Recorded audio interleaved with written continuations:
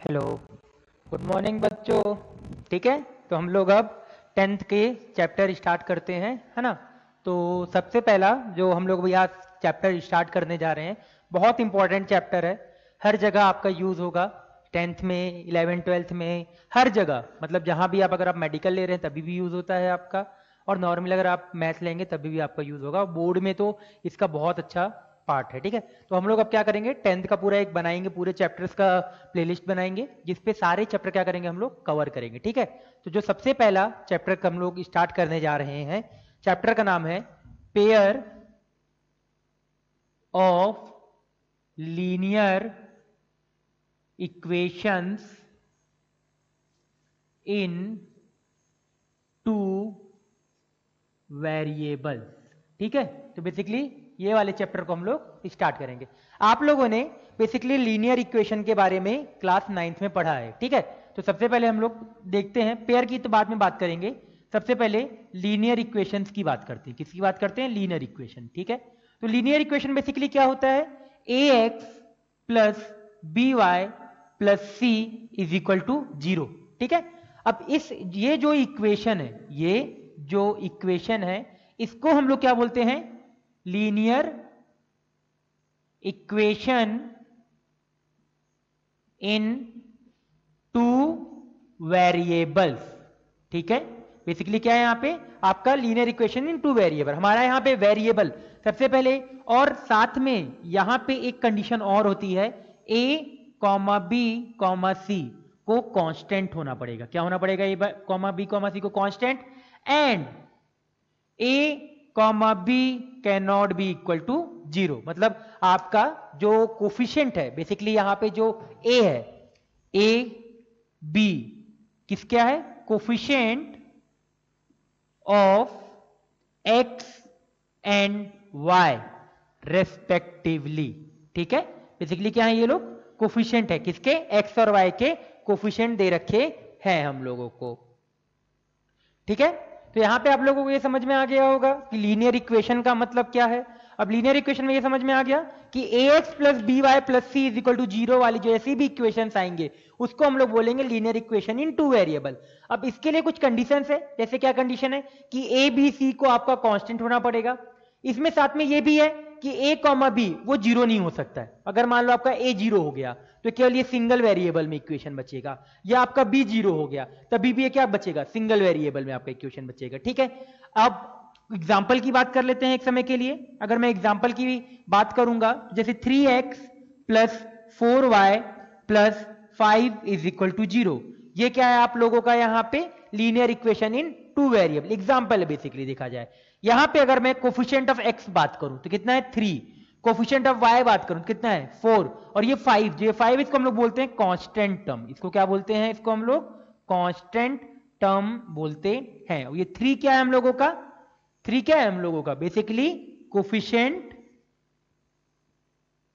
Of x। ठीक है, और 4 क्या हो जाएगा? कोफिशिएंट ऑफ y हो जाएगा। और एग्जांपल देखो, जैसे -4x plus 4y is equal to 3, ये भी क्या है हम लोगों का? Linear equation in two variable. ठीक है, तो ये चीज आपको यहां पे समझ में आ गई होगी। कॉपी करो इसको, देन फिर आगे हम लोग मूव करते हैं, है ना। इसको कॉपी कर लीजिए। अब अगर मैं आगे बात करता हूं, इसको अब चलिए रफ कर देते हैं, कॉपी कर लीजिएगा आप लोग, पॉज करके आगे बढ़ते हैं। ठीक है, देखिए अगर मैं एक चीज की यहां पे बात करूं, सबसे इंपॉर्टेंट चीज जो आता है, सॉल्यूशन। ठीक है, सॉल्यूशन ऑफ लीनियर इक्वेशन। क्या? सॉल्यूशन ऑफ लीनियर इक्वेशन, इसकी बात करते हैं हम लोग, है ना। तो अगर मैं इसकी बात करता हूं, जैसे अगर मैं एग्जांपल के तौर पे अगर मैं बात करता हूं, तो एग्जांपल ले लेते हैं, ज्यादा अच्छे से आपको क्लियर होगा। जैसे कैसे? 3x माइनस 2y प्लस 4 बराबर 0, ये हम लोगों को दे रखा है। चलिए इसको माइनस ले लेते हैं। 3x minus Y plus 4 is equal to 0। अगर इसमें मैं 1 कॉमा माइनस 1 रखूं, क्या रखूं? सबसे पहले मैं 1 कॉमा माइनस 1 रखते हैं, रखें 1 कॉमा माइनस 1, तो क्या आएगा? 3 into 1 minus minus of 1 plus 4 is equal to 0, ये चीज आएगी, ये आएगा। अब बताइए अगर मैं इसको करूं तो 3 माइनस 1 कितना आ जाएगा? 8 आ जाएगा। तो इसका मतलब ठीक है 8 आ गया। अब एक चीज, एक वैल्यू और रख के देखते हैं हम लोग, क्या करते हैं एक वैल्यू और रख के देखते हैं। वो वैल्यू है -1, 1 रखिए, तो 3 इंटू -1 फिर रखा, फिर -1, फिर क्या हम लोग का 1 रखना है, तो यहां 1 रख दिया, +4। तो यहां से देखिए वैल्यू कितनी आ रही है, 0 आ रही है।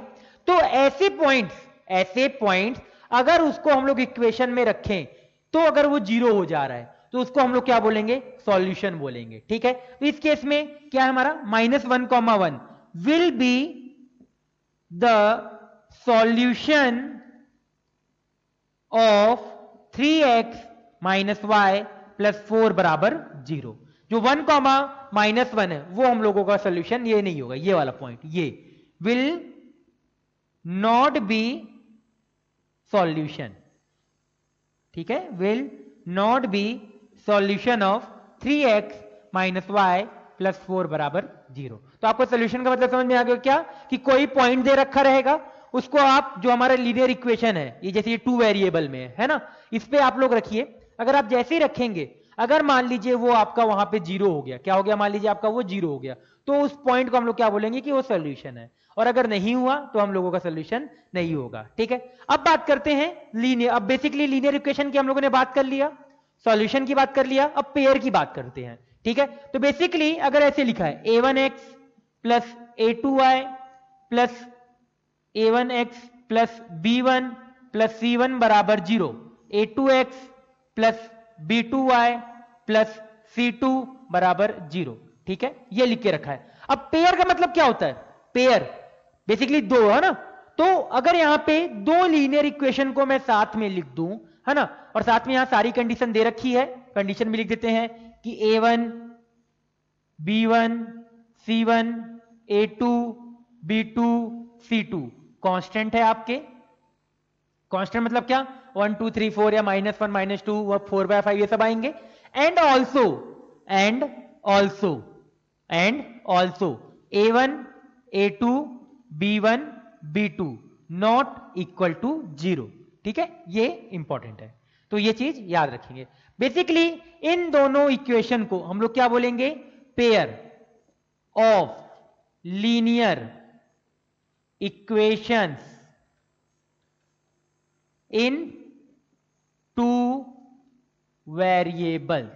ठीक है, हम लोग इस चीज को ये बोलेंगे, है ना। अब बेसिकली अगर मैं एक पॉइंट करके यहां पे एक नोट करके लिखूं तो मैं क्या बोल सकता हूं, क्या लिखेंगे, देखिए लीनियर इक्वेशन इन 2 वेरिएबल्स रिप्रेजेंट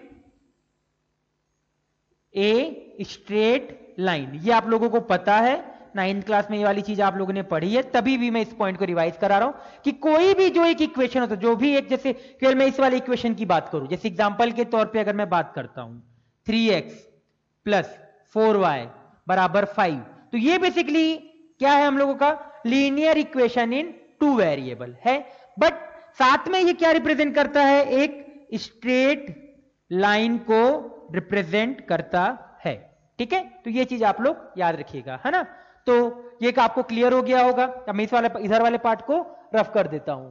ठीक है, तो इस वाले पार्ट को अगर रफ करें तो नेक्स्ट यहां पे है ज्योमेट्रिकल, देख लेते हैं एक बार, है ना, ज्योमेट्रिकल। अब देखिए, अब जैसे ये दो इक्वेशन ज्योमेट्रिकल नहीं है, मेन पॉइंट देखिएगा, अब इंपॉर्टेंट पॉइंट की बात करते हैं। अब जैसे ये दो इक्वेशन दे रखा है a1x + b1y + c1 बराबर 0, a2x + b2y + c2 बराबर 0। बेसिकली ये क्या है, दो लाइन है। ये बेसिकली अगर देखा जाए तो pair of linear equation in 2 variable है, ये दो स्ट्रेट लाइन को रिप्रेजेंट कर रहे हैं। अब दो स्ट्रेट लाइन अगर दे रखा है तो ज्योमेट्रिकली अगर हम लोग बात करें तो दो स्ट्रेट लाइन क्या हो सकता है, या तो दोनों स्ट्रेट लाइन, या तो ऐसे दोनों स्ट्रेट लाइन क्या हो जाए, पैरेलल हो जाए। दोनों स्ट्रेट लाइन क्या हो जाए आपके, पैरेलल हो जाए। एक और क्या हो सकता है कि दोनों लाइन क्या करें, एक दूसरे को इंटरसेक्ट करें। एक केस ये हो सकता है। और तीसरा केस क्या हो सकता है, दोनों एक दूसरे के ऊपर ओवरलैप कर जाए। इस तरीके से ओवरलैप का मतलब क्या है, कोइंसिडेंट हो जाए। क्या हो जाए, कोइंसिडेंट हो जाए एक दूसरे के ऊपर। तो बेसिकली अगर मैं ये दो स्ट्रेट लाइन है तो इनके कितने क्या क्या बन सकता है, एक कि ये लाइन और ये लाइन। बेसिकली क्या लाइंस, पहला अगर देखें तो क्या बनेगा, ए पार्ट लाइंस आर पैरेलल, ये आ गया हम लोगों का फर्स्ट पार्ट। ठीक है, बात करते हैं बी पार्ट की। इसका क्या हो सकता है, लाइन ऐसे दो लाइन क्या कर जाए, एक दूसरे को इंटरसेक्ट कर जाए, तो लाइंस आर इंटरसेक्टिंग, ये कौन सा पार्ट हो गया हम लोगों का, पार्ट 2 हो गया। सी पार्ट क्या हो सकता है, एक के ऊपर एक लाइन आ जाए, क्या आ जाए, एक के ऊपर एक लाइन, तो ऐसे एक लाइन बना और इसी के ऊपर एक लाइन और आ गया ऐसे करके, ये दोनों लाइन एक दूसरे के ऊपर ही आ गए। ठीक है, अभी आया नहीं है, आप लोग बना लेना अच्छे से। तो इसको हम लोग क्या बोलेंगे, लाइंस आर कोइंसिडेंट या ओवरलैपिंग, लाइंस आर कोइंसिडेंट और ओवरलैपिंग। ठीक है, बेसिकली ये तीन केसेस हो सकते हैं। अब एक समय के लिए इन तीनों केसेस का कंडीशन बनाते हैं। ठीक है, तो हम लोग कंडीशन ध्यान से देखते हैं, बहुत इंपॉर्टेंट है, आपको अच्छे से आ भी जाएगा समझ में, ध्यान से सुनिएगा केवल। ठीक है, तो देखिए पहले इसको रफ करके ये वाले केसेस देखते हैं। तो सबसे पहले अगर बात करते हैं, लाइंस आर पैरेलल। अब दो लाइंस, ठीक है, तो सबसे पहले ए पार्ट देखते हैं। ए पार्ट क्या है हम लोगों का, ठीक है, कंडीशन बना रहे हैं, याद रखना, लाइंस आर पैरेलल, सबसे पहला केस बना रहे हैं। ठीक है, लाइंस आर पैरेलल, पैरेलल मतलब क्या, ऐसे। अगर ये दोनों लाइन अगर मेरे को ऐसे पैरेलल लाइन बनाना है तो उसके लिए जो हमारा केस होता है, उसके लिए जो हमारा केस होता है, जैसे अगर मैं बात करता हूं आपको, अगर मैं एग्जांपल दूं तो एग्जांपल के तौर पे जो 3x प्लस 4y प्लस 5 बराबर 0, फिर इसके बाद 3x प्लस 4y प्लस 10 बराबर 0, फिर 6x प्लस 8y प्लस 12 बराबर 0। अगर मैं तीन इक्वेशन, तीन स्ट्रेट लाइन लिख के रखा है, अगर तीन स्ट्रेट लाइन लिख के रखा है, ये तीनों जो स्ट्रेट लाइन है बेसिकली पैरेलल है, बेसिकली क्या है, एक दूसरे के पैरेलल है। अब पैरेलल लाइन की कंडीशन क्या है, a1 upon a2 is equal to b1 upon b2 not equal to c1 upon c2। ये चीज याद रखिएगा हमेशा, क्या, कि coefficient of x upon coefficient of x, coefficient of y upon coefficient of y, को कांस्टेंट अपॉन कांस्टेंट। ठीक है, तो यहां पे this upon this, this upon this, तो ये क्या आएगा, 1 आएगा, ये कितना आएगा, 1 आएगा, और ये कितना आएगा, हाफ आएगा। तो ये कंडीशन क्या कर रही है, सेटिस्फाई कर रही है। सिमिलर टर्म इसमें देखिए, 1/2, 3/6 कितना होगा, 1/2, 4/8, 1/2, 10/12, तो अगेन ये दोनों क्या आ गए, इक्वल आ गए, पर ये इसके तीसरे के बराबर नहीं आएंगे। ठीक है, तो ये तीनों, ये बेसिकली ये इसके पैरेलल है, ये इसके पैरेलल है, ये इसके पैरेलल है, ये समझ में आ रहा है। तो ये किसकी कंडीशन है, condition for lines to be parallel. ठीक है, अब ए पार्ट हो गया, अब बात करते हैं बी पार्ट। ठीक है, बी पार्ट क्या हमारा, लाइंस, चलिए पहले लाइंस आर कोइंसिडेंट की बात पहले कर लेते हैं। ठीक है, लाइंस आर कोइंसिडेंट। ठीक है, इसको आप चेंज कर दीजिएगा, इसको बी बोल दीजिएगा, इसको बी बोल दीजिएगा, इसको सी बोल दीजिएगा। ठीक है, इसको क्या बोल दीजिएगा, सी बोल दीजिएगा। अब देखिए, lines are coincident, lines are coincident का मतलब क्या, दोनों लाइन एक हो जाएं, दोनों लाइन क्या हो जाएं, एक हो जाएं। तो ये जो लास्ट वाला केस है ना, ये केवल हट जाएगा। इस केस पे कंडीशन क्या आएगी, a1 upon a2 is equal to b1 upon b2 is equal to c1 upon c2। तीनों को क्या होना पड़ेगा, एक चीज होना पड़ेगा, तभी हम लोग क्या बोलेंगे, बेसिकली जो रेशियो है वो तीनों को क्या होना पड़ेगा, बराबर। तो ये बेसिकली किसके लिए कंडीशन है, condition for lines to be lines to be coincident. ठीक है, ये चीज याद रखिएगा आप लोग। अब एग्जाम्पल की बात कर लेते हैं इस चीज पे, एग्जाम्पल देख लें।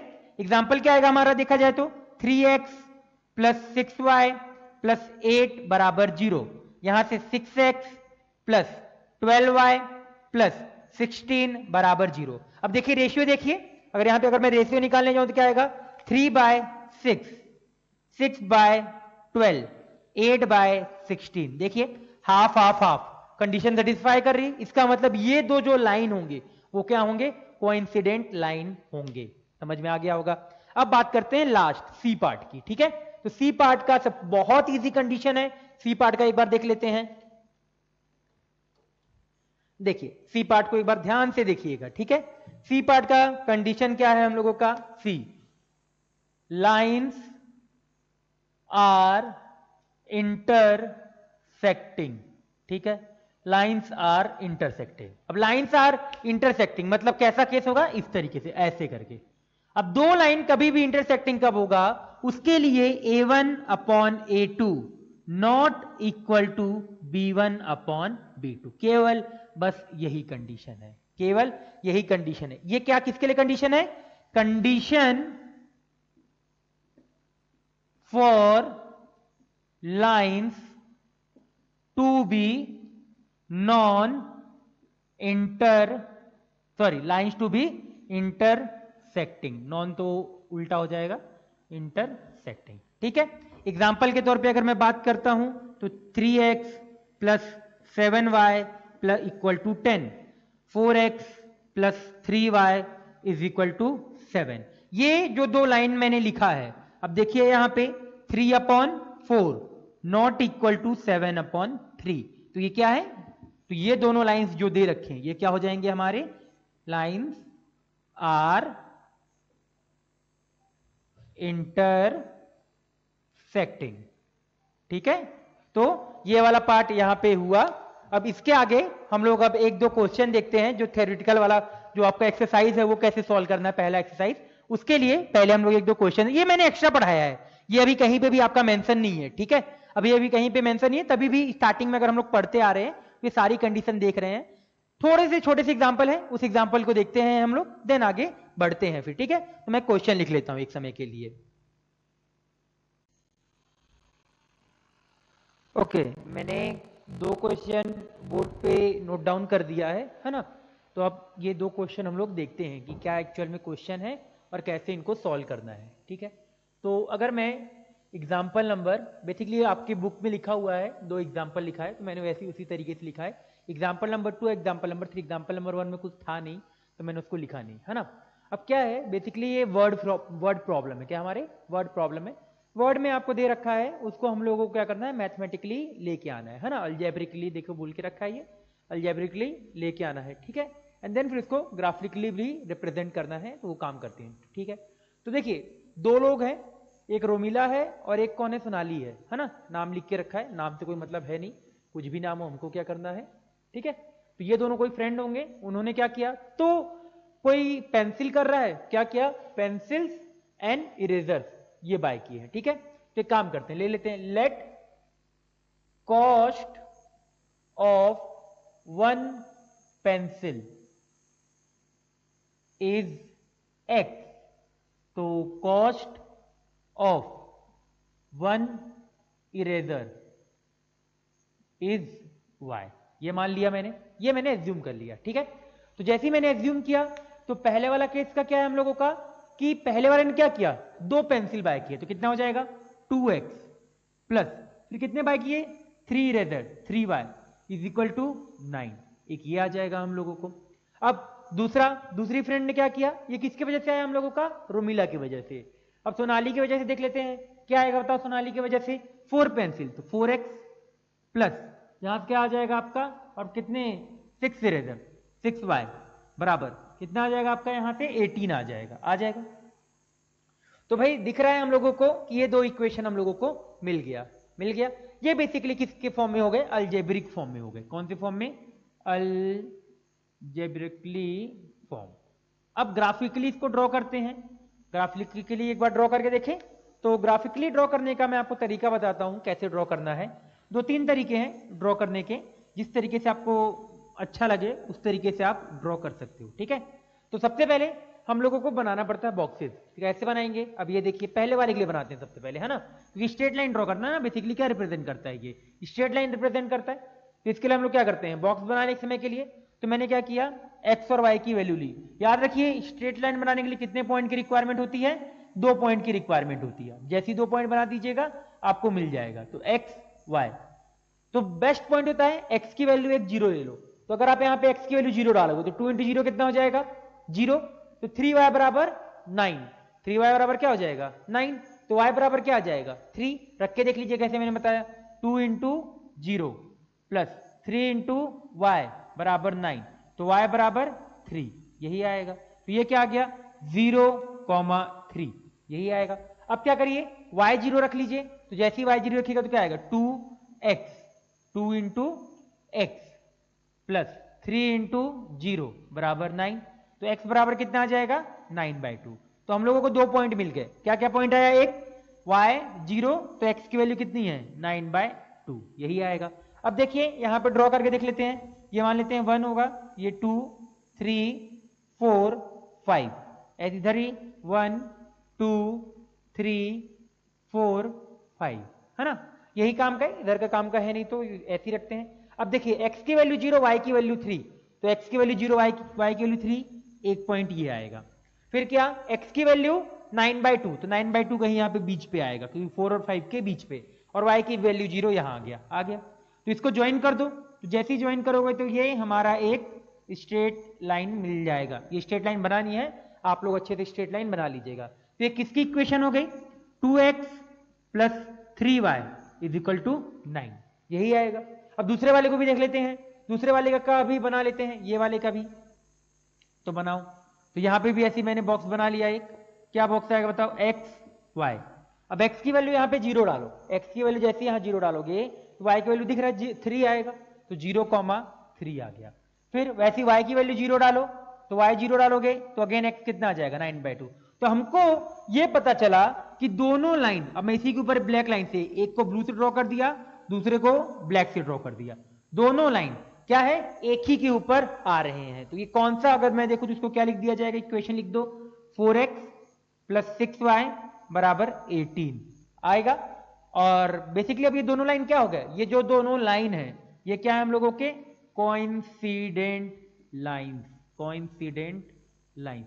और कोइंसिडेंट लाइन की कंडीशन भी आप चेक कर सकते हो, कैसे 2/4 3/6 9/18, तो ये आ रहा है ना हाफ हाफ हाफ, आ रहे तीनों केस में हाफ हाफ हाफ।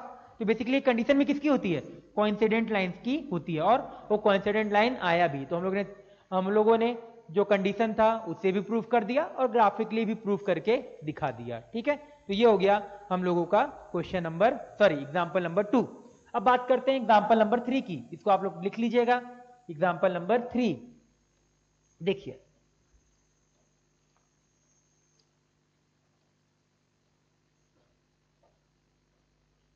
अगर मैं एग्जाम्पल नंबर 3 की बात करूं तो क्या लिखा है example number 3, two rails are represented by the equation this.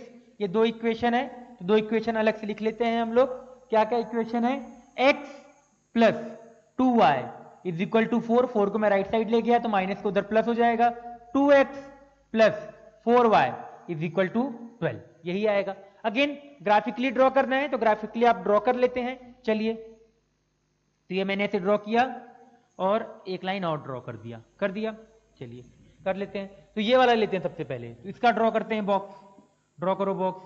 तो क्या क्या आएगा, पॉइंट देख लो, पहले x y, तो मैंने सबसे पहले x को 0 लिया इस वाले लाइन के लिए, ठीक है।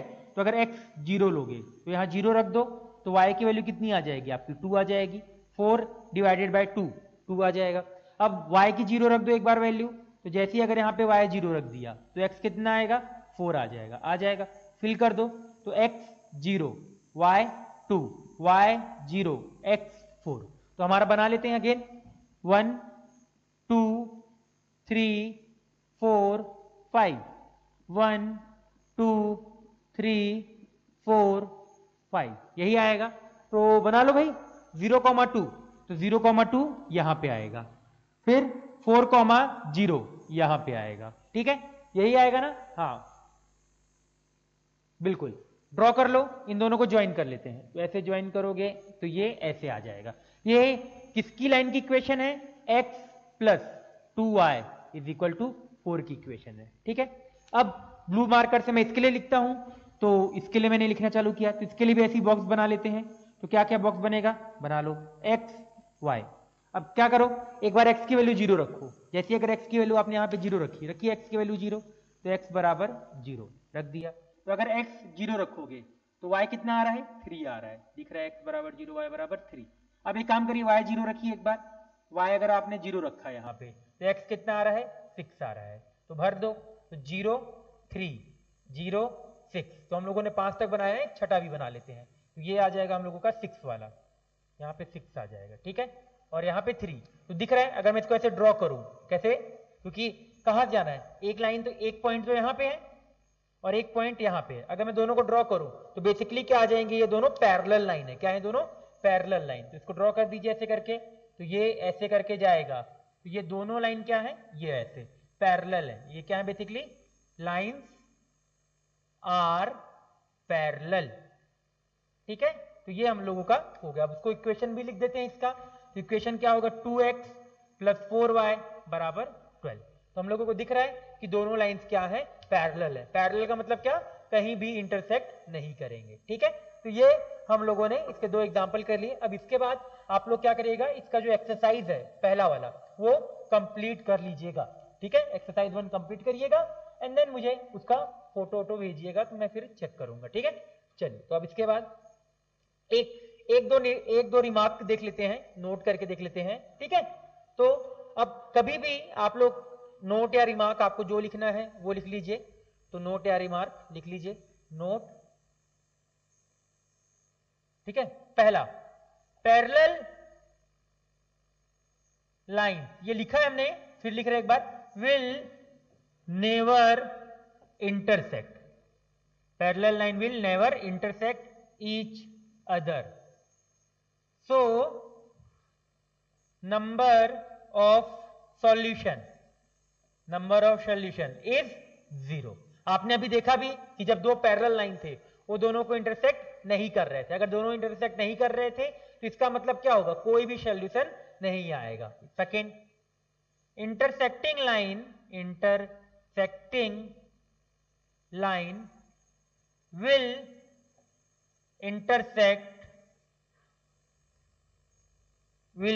intersect one time, so one time to each other, ठीक है। so number of solution is 1, ठीक है। अगर दो इंटरसेक्टिंग लाइन है तो वो कितने बार इंटरसेक्ट करेंगे एक दूसरे को, एक बार इंटरसेक्ट करेंगे। अगर एक बार इंटरसेक्ट करेंगे तो उस जहां पे वो इंटरसेक्ट करेंगे उसको हम लोग क्या बोलेंगे, नंबर ऑफ सॉल्यूशन। तो कितने बार करेंगे, एक बार, ठीक है। Third, coincident lines will have infinite solution, ठीक है। कोइंसिडेंट लाइंस जैसे इसमें ये देखिए, ये ऐसे, तो ये वाला, ये क्या हम लोगों का सॉल्यूशन है, ठीक है। कोइंसिडेंट लाइन क्या होते हैं, एक के ऊपर एक होते हैं, तो ये कितने बार कट कर रहे हैं एक दूसरे को, इनफाइनाइट टाइम कट कर रहे हैं। अगर इनफाइनाइट टाइम कट कर रहे हैं तो इसके नंबर ऑफ सॉल्यूशन कितने होंगे, इनफाइनाइट होंगे, ठीक है। तो इस तरीके से ये वाला पार्ट खत्म हो गया। मैंने कंडीशन बता दिया कि कंडीशन कैसे चेक करनी है, और बाकी चीजें भी हम लोगों ने सीख लिया, ठीक है। तो फिर ये वाला लेक्चर एंड करते हैं, मिलते हैं नेक्स्ट लेक्चर में, बाय बाय।